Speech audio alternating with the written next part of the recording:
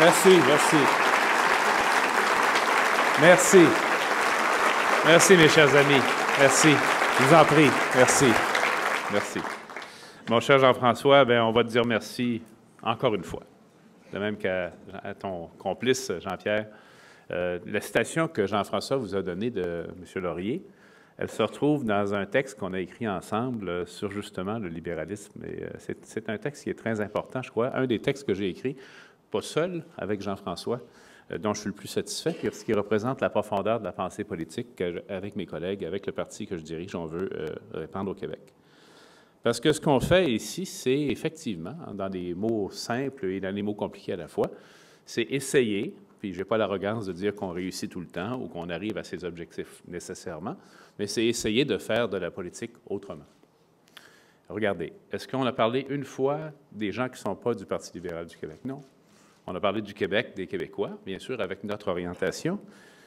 On a accueilli avec plaisir, et je voudrais que ce soit comme ça chaque année, des gens d'autres horizons et même d'autres formations politiques. Je pense qu'environ 50% des gens de la salle ne sont pas des personnes qui sont reliées au Parti libéral du Québec, et c'est bien qu'il en soit ainsi. On veut que cet accueil demeure large. C'est pour ça qu'on voudra, parce qu'il y aura bien sûr une 3e, 4e, 5e, 6e édition du forum, mais on veut choisir des thèmes qui soient des thèmes, on va employer un mot à la mode, des thèmes inclusifs. On n'ira pas dans le thème pour le Forum des idées du destin national du Québec. Non pas que ce n'est pas un enjeu important qu'il faut discuter politiquement, mais ce n'est pas comme ça qu'on accueille des gens d'autres tendances pour partager des idées. De sorte qu'il est possible que dans la salle, il y ait des gens qui soient d'une opinion totalement opposée à la nôtre sur le destin national du Québec. Ça ne me dérange pas. Je suis content s'il y en a que vous soyez là, parce qu'on a pu ensemble réfléchir à l'avenir. Puis sur cette question, on aura d'autres forums et d'autres occasions de débattre, bien sûr. C'est la 2e édition du forum. La première était touffue. Hein?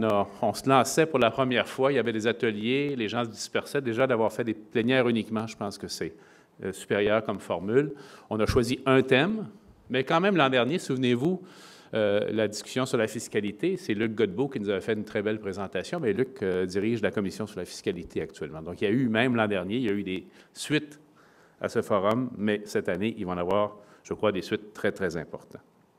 Ce que nous voulions faire, et Jean-François en a parlé, c'est parler non pas du Parti libéral du Québec, il y a plein de façons d'en parler, d'autres endroits pour en parler, mais de ce courant de pensée qui s'appelle le libéralisme, qui remonte au siècle des Lumières, qui remonte à Papineau, qui remonte à d'autres grands penseurs de l'humanité, très présent dans la francophonie mondiale et historique, et dont nous nous réclamons aujourd'hui. En gros, c'est une idée qui se base sur la primauté du développement économique pour le développement social et la primauté des libertés individuelles, incluant la liberté d'entreprendre.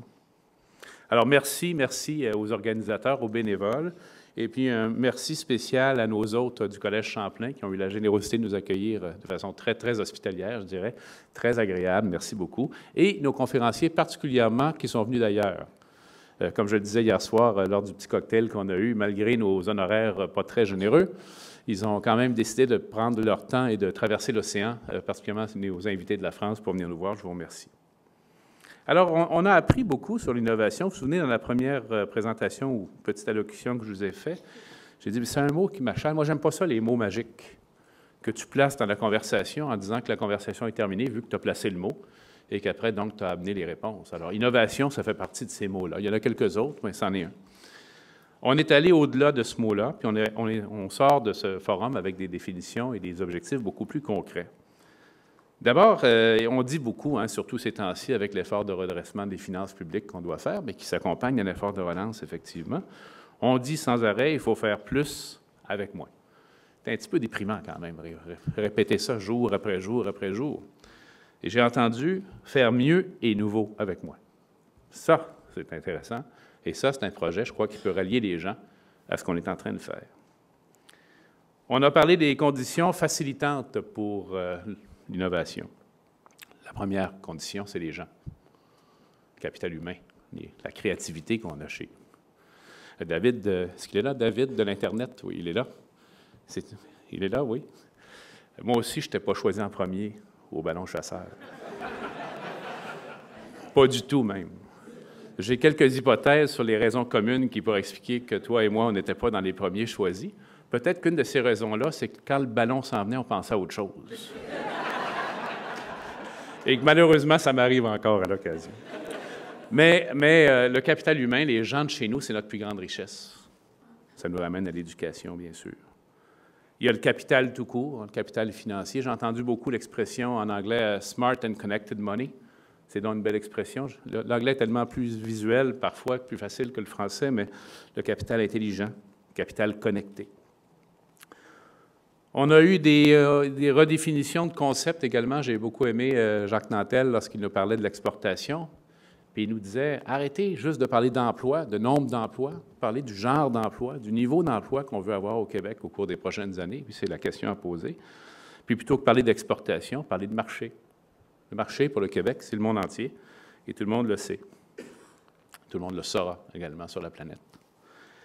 L'écosystème, l'environnement qu'il faut créer. Puis quand j'ai dit, je vois que dans des présentations subséquentes, ça a peut-être porté à confusion, je n'ai pas dit que le gouvernement ne devait jamais innover. Le gouvernement, il faut qu'il innove. Mais il doit également soutenir et présenter un écosystème pour permettre aux entrepreneurs, aux citoyens, d'innover également eux-mêmes et elles-mêmes. On ne peut pas tout faire à la place des gens. On ne peut pas étouffer la créativité et l'initiative. Alors, M. Cohn, dans sa présentation, nous a dit, bien, il y a 5 éléments. D'abord, un endroit où il fait bon vivre.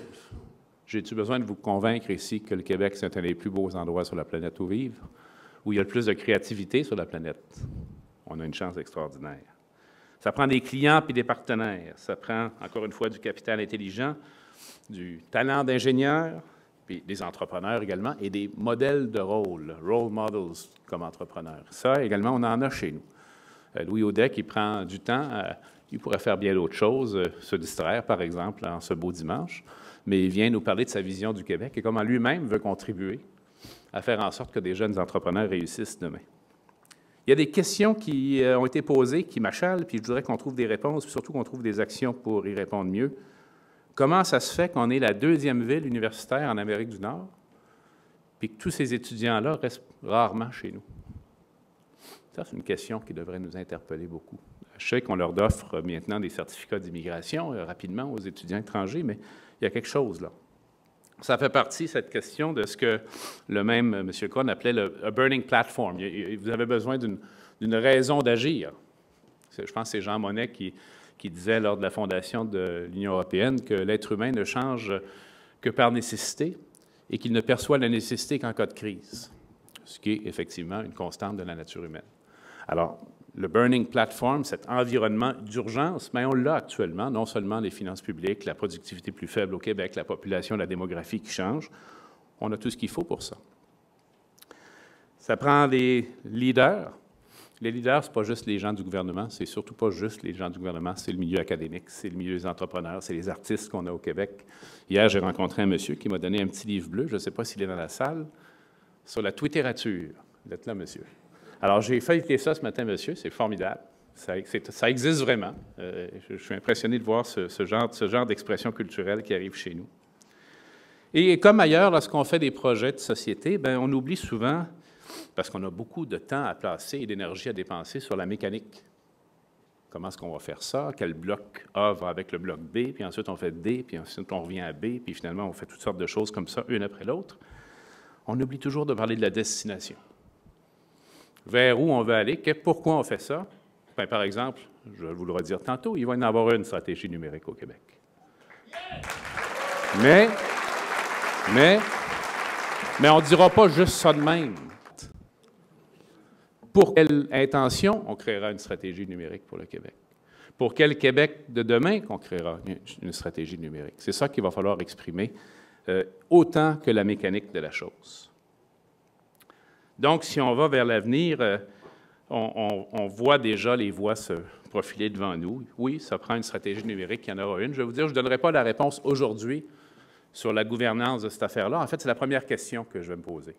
Comment est-ce qu'on met en place la gouvernance de, non pas la stratégie. Ce que je retiens du forum, c'est la nécessité absolument absolue que cette stratégie, même si elle soit dirigée par un membre ou une membre du gouvernement qui est en rapport direct avec moi, je pense que c'est un bon principe, elle ne doit pas se faire en vase clos dans le gouvernement. Il faut aller chercher des gens, puis on me disait tantôt qu'il y a des réunions de petits groupes qui ont précédé, qui vont suivre ces panels. Bien, commencez donc, puis vous aurez un accueil favorable avec moi Commencez à penser à des façons. Qu'est-ce que vous feriez, vous autres? Le bug, c'est ça. On n'a jamais fait ça au Québec. J'aime ça quand ça commence de même. Toi, tu aimes ça quand les gens disent que c'est un problème difficile. Moi, quand quelqu'un me dit on ne peut pas faire ça, M. Couillard, on ne l'a jamais fait, je dis hey, c'est justement pour ça qu'on va regarder ça et on va voir si on peut le faire. Donc, voilà un bug à résoudre. Comment est-ce qu'on met en place dans une structure gouvernementale qui est lourde, hein? Cachons-nous-le pas. Comment est-ce qu'on met en place une gouvernance qui va nous permettre d'arriver à destination? Donc, une approche inclusive, une vision large, puis le bénéfice pour le citoyen, le bénéfice également pour notre société, pour le Québec qu'on veut laisser à nos enfants. Et pourquoi? Pourquoi faire ça?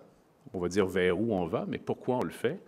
On a eu des présentations qui nous ont amenés dans des niveaux de réflexion différents, par exemple sur une réflexion même qui nous ramenait à l'âge néolithique. Et effectivement, on est dans un changement de civilisation profond actuellement. Et je dois vous dire que je le crois véritablement et profondément seulement depuis 2 ou 3 ans. Auparavant, je pensais que c'était un épiphénomène ou un épisode parmi d'autres, mais je pense qu'on est vraiment dans une rupture absolument fondamentale dans la façon dont on interagit entre humains. Tout ça a commencé par l'écriture, vous en avez parlé dans votre présentation, M. Hervé, mais après, c'est une succession de médias. Ça a commencé par le papier, ensuite l'imprimerie, ensuite l'Internet. Déjà, gros changement de société. Mais savez-vous, je pense que le changement de société de maintenant, du nouvel Internet et de la connectivité, est encore plus grand et plus exponentiel que l'introduction de l'Internet humain. Donc, on a cette réalité devant nous. J'ai eu la belle citation, je suis content que ce soit venu également d'un membre de notre panel que j'ai déjà passé. C'est très simple, et comme les choses les plus simples, il faut les dire. Quelqu'un m'a dit également, avant-hier, je crois, qu'un enfant qui naît ces jours-ci a toutes les chances de voir le 22e siècle. Que moi, je ne verrai pas, probablement, à moins que la médecine fasse des progrès fulgurants, ce que je souhaite. Ou je ne sais pas si je dois le souhaiter, dans le fond. Et l'an dernier, les gens m'avaient dit, on a aimé ça, l'an dernier, tu nous as montré des diapos, puis tu nous as montré cette année, on aimerait ça. Je n'ai pas le temps de faire ça vraiment cette année, mais je me suis dit, quand j'ai entendu l'allégorie de l'autruche, qui a parlé de l'autruche? Il ne faut pas se mettre la tête dans le sable. Hein? L'autruche, c'est ça qu'elle fait facilement, l'autruche. Elle se met la tête dans le sable. Alors, je ne sais pas si ça va marcher, si on me l'a installé. Voilà. Je demanderais d'avoir la générosité, d'abord de reconnaître que ce qu'on a fait, ce que notre gouvernement a fait, ce n'est pas ça. C'est le contraire de ça. Ce serait très facile de dire, ah, finalement, c'est bien compliqué. C'est bien compliqué, on s'en occupera une autre fois. Ce qu'on a fait pendant des années et des décennies, non, on va s'occuper, on va régler des problèmes maintenant. Et dans mes lectures, même de jeunesse, je me souviens d'un humoriste français du nom de Pierre Daninos, Les carnets du Major Thompson. Est-ce que nos amis français connaissent ça? Oui. Eh bien, ça va vous amuser parce que Daninos a relié l'autruche à la politique en disant que l'autruche était le seul animal officiellement doté de sens politique.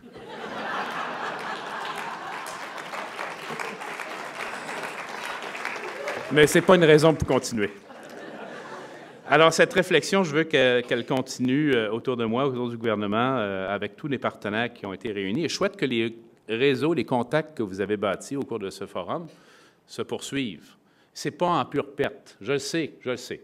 Ah, il dit ça, puis dans le fond, il va y avoir d'autres choses, puis on ne pourra plus lui parler, puis ça sera plus intéressant pour lui, il y aura d'autres priorités, puis les élections. Non, non, c'est important pour moi. C'est vraiment important. Et j'ai bien aimé tantôt l'idée du plan NERD. Je le dirais même dans un discours important, avec plaisir. C'est très bon, ça. Et puis, j'ai bien aimé l'idée, parce qu'on cherche tous quelque chose qu'on veut essayer de laisser le jour où on passe à autre chose, mais l'idée de faire passer le Québec, ou de commencer, il ne faut pas être l'arrogance non plus, des objectifs trop grands, mais commencer à faire passer le Québec à l'ère numérique, pour moi, ça me plaît beaucoup.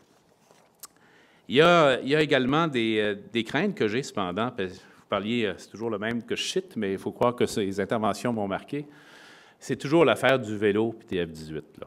Je n'ai vu en masse des F-18 gouvernementaux, y compris dans le réseau de la santé.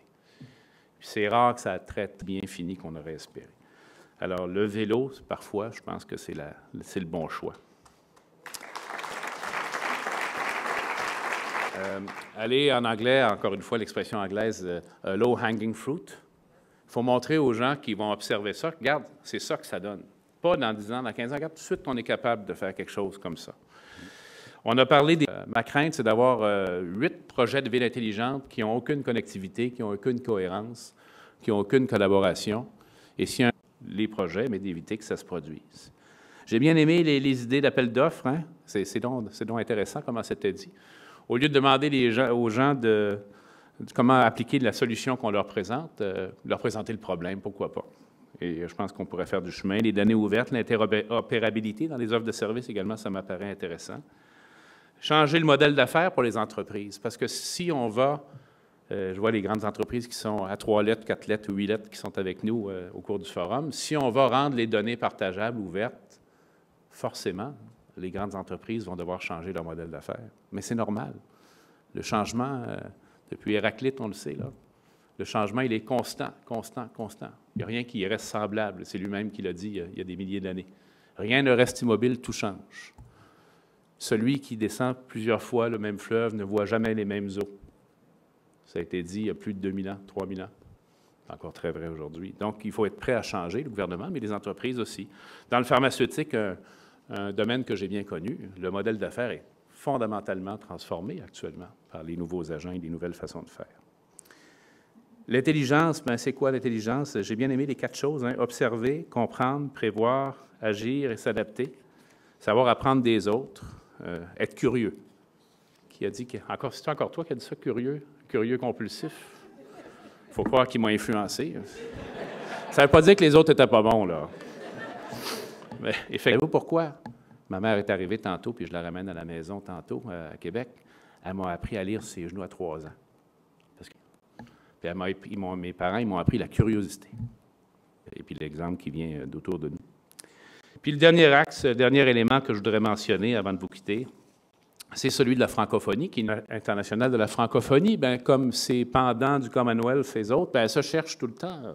Qu'est-ce qu'on fait avec ça, avec cette francophonie ou cette francophilie mondiale, comme dit Attali maintenant? Elle a commencé comme une ambition linguistique et culturelle surtout. Il faut maintenant lui donner également une ambition économique, dont une ambition des droits partout sur la planète. Donc, cette question de la francophonie économique et numérique, elle est importante. Puis, il y a de l'espoir pour le Québec. L'école du déclin m'emmerde, le déclin.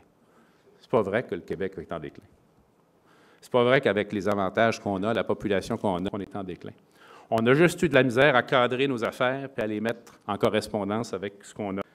Puis, la beauté de cette nouvelle société qui grandit autour de nous, c'est qu'elle nous libère des chaînes du Nord d'une économie industrielle, manufacturière, quoique le manufacturier, on voit, revient, mais sous une forme différente. Avant tout, on est 8 millions, on ne sera pas bien plus que ça dans 10 ans ou dans 15 ans. À peu près pareil, puis peut-être un jour, peut-être 9-10 millions. Ça me rappelle, pour nos amis français, la crise du pétrole en 1973. Qu'est-ce qu'ils disaient, les Français? Je vois que vous êtes tous plus jeunes que moi parce que vous ne vous souvenez pas de ça. Alors, nous, on a également des idées. On est capable, vous avez vu la créativité qu'on a vue pendant ces 3 jours-là, on est capable de compenser le nombre, parce que le nombre n'est plus le seul élément du progrès et de la prospérité. Puis il y a un autre principe qui vient de ça, de cette question du nombre, là j'achève vraiment, rassurez-vous. Quand j'étais à Sherbrooke, on était un peu embêtés à l'Université de Sherbrooke, à la faculté de médecine, parce qu'on avait une population moindre que les autres, puis les autres grandes facultés, elles nous disaient, mais vous êtes trop petits, dans le fond, vous ne devriez peut-être pas exister. Évidemment, ça nous achalait un peu, nous faire dire ça. Mais on a dit, on va compenser ça, parce qu'on avait appelé, ou j'avais appelé ça, moi, dans une réunion, la densité pédagogique. Patient pour nos étudiants qu'ailleurs avec 15. Donc, on a capacité ici au Québec d'avoir ce que j'appellerais maintenant la densité, le nombre qu'on est. Alors, en définitive, moi, je crois que c'est à ça que ça sert des partis politiques. C'est pour ça qu'on fait de la politique. Croyez-moi, malgré tout ce qu'on a lu au cours des dernières années, il n'y a personne qui vient en politique pour faire de la machine politique puis faire du financement politique. Il faut le faire, là, parce que c'est pour faire ce genre de rencontres et puis, de cette façon, bâtir une vie meilleure pour nous, mais également pour les prochaines générations. Alors, je vous souhaite une belle fin de semaine que vous avez un peu déjà passé ici avec nous, mais je vous en suis très, très reconnaissant. Moi, j'ai eu beaucoup